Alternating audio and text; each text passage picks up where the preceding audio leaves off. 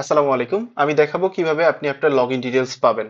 প্রথমে google.com এ গিয়ে enter press করবেন। এন্টার প্রেস করার পর আপনি দেখতে পাবেন আপনার যেই জিমেল অ্যাকাউন্ট দিয়েছেন সেটা লগইন করা, সেটার প্রোফাইল পিকচার এখানে দেখতে পাচ্ছেন।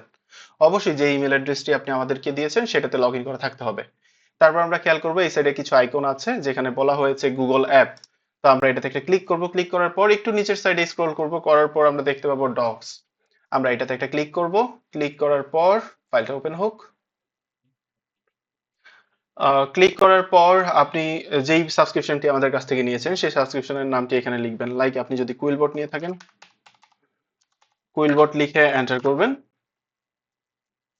আপনার সামনে একটা ফাইল দেখতে পাবেন কুইলবট নামে। আপনি এই ফাইলটা ওপেন করবেন। ওপেন করে এখান থেকে আইডি পাসওয়ার্ড নিয়ে সরাসরি কুইলবটে গিয়ে লগ ইন করবেন আইডি এবং পাসওয়ার্ড দিয়ে। তো আপনি যে সাবস্ক্রিপশনটি নিয়ে নিবেন সেটার নামই লিখবেন এখানে। যদি আপনি গ্রামারলি নিয়ে থাকেন, আপনি এখানে গ্রামারলি লিখে এন্টার প্রেস করবেন। আপনার সামনে গ্রামারলি ফাইল চলে আসবে। ফাইল ওপেন করবেন। ওপেন করে আইডি পাসওয়ার্ড নিয়ে সরাসরি grammarly.com এ গিয়ে লগ ইন করবেন। লাইক আপনি যদি আমাদের কাছ থেকে হিক্স নিয়ে থাকেন তাহলে হিক্স লিখে এন্টার করবেন। তো আপনি এন্টার করার পর আপনি এখানে ফাইল দেখতে পাবেন। এবার আপনি কিভাবে লগ ইন করবেন? আপনি যদি কুইলবট নিয়ে থাকেন, যদি আপনি গ্রামারলি নিয়ে থাকেন, যদি আপনি হিক্স নিয়ে থাকেন, তাহলে এখান থেকে আইডি পাসওয়ার্ডটা নিয়ে ওই ওয়েবসাইটে গিয়ে সরাসরি লগ ইন করবেন আইডি এবং পাসওয়ার্ডটা দিয়ে।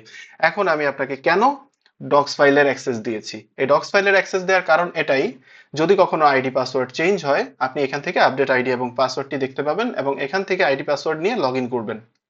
ধন্যবাদ।